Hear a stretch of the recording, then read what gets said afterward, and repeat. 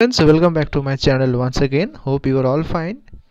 B.Ed 253টি college বাতিল নিয়ে যে সংশয় চলছে এবং তার সঙ্গে অবশ্যই B.Ed 2023-25-এর ফোর্থ ফেজের অ্যাডমিশন হবে কিনা, গত 4ই ডিসেম্বর একটি লিস্ট আপনারা দেখতে পাচ্ছেন, 4-5টা রয়েছে। এটি এই মাসের কিছু কেস আপডেট যেগুলো হিয়ারিং হবে হাইকোর্টে। সেখানে কিন্তু কোনো রকমভাবে 253টি কলেজের কোনো রকম কিন্তু উল্লেখ নেই বা সেরকম কোনো আপডেট নেই। অর্থাৎ কোনো রকম কিন্তু 253টি যে কলেজের আপডেট এই মাসে আসবে হাইকোর্টের পক্ষ থেকে নির্দেশিকা বা পরামর্শ, যেটা ইউনিভার্সিটিকে দেওয়া হবে ফোর্থ ফেজের অ্যাডমিশনের সম্পর্কে, সেরকম কিন্তু কিছু নেই।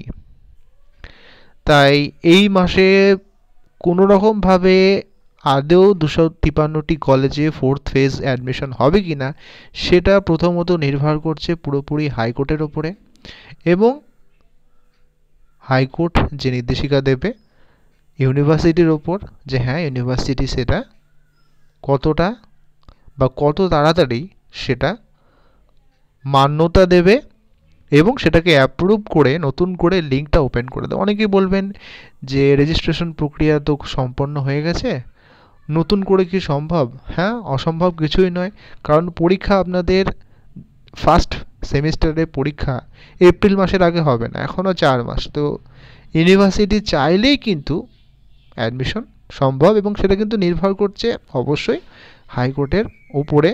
পরবর্তী নির্দেশিকা বা পরবর্তী অর্ডার না আসা পর্যন্ত কারোরই কিছু করার নেই, অপেক্ষা করা ছাড়া। যদি জানুয়ারি মাসের ফার্স্ট উইক বা সেকেন্ড উইকের মধ্যে না আসে, তাহলে বোঝা যাবে যে এই বছরে আর ফোর্থ ফেজের অ্যাডমিশনের লিঙ্ক ওপেন হবে না 253টি কলেজে। ধন্যবাদ সবাইকে।